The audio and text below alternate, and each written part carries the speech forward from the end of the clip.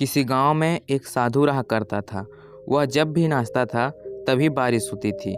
इसलिए गांव के लोगों को बारिश की ज़रूरत होती तो ये लोग साधु के पास जाते थे और उनसे अनुरोध करते कि वह नाचे।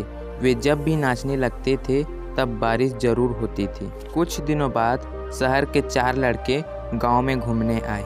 जब उन्हें पता चला कि किसी साधु के नाचने से बारिश होती है तो उन्हें यकीन नहीं हुआ। शहरी पढ़ाई लिखाई के घमंड में उन्होंने गांव वालों को चुनौती दे दी कि अगर हम भी नाचेंगे तो बारिश ज़रूर होगी, और अगर हमारे नाचने से बारिश नहीं हुई तो साधु के नाचने से भी बारिश नहीं होगी। अगले दिन सुबह सुबह गांव वालों ने उन चारों लड़कों को लेकर साधु की कुटिया में ले गए।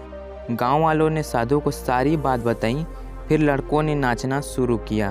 पहले लड़के ने नाचना शुरू किया।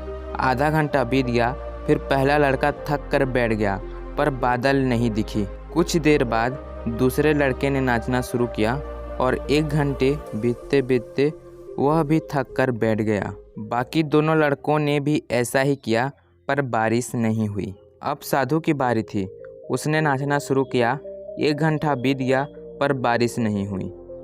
साधु फिर भी नहीं रुका, वह नाचता ही रहा।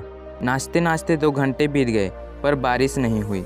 4 घंटे बीत गए, पर बारिश नहीं हुई। लेकिन साधु तो रुकने का नाम ही नहीं ले रहे थे। धीरे धीरे शाम होने लगी।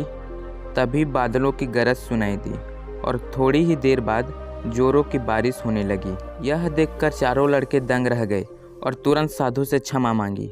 फिर चारों लड़कों ने साधु से पूछा, बाबा, भला ऐसा क्यों कि हमारे नाचने से बारिश नहीं हुई और आपके नाचने से बारिश हो गई? साधु ने उत्तर दिया, जब मैं नाचता हूँ तो 2 बातों का ध्यान रखता हूँ।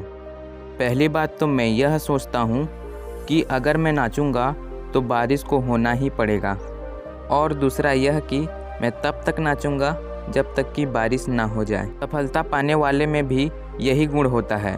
वे जिस भी काम को करते हैं उसमें उनको सफल होने का पूरा भरोसा होता है, जब तक कि उसमें वे सफल ना हो जाएं। इसीलिए यदि हमें सफलता हासिल करनी है तो इस साधु की तरह हमें भी अपना लक्ष्य को प्राप्त करना होगा।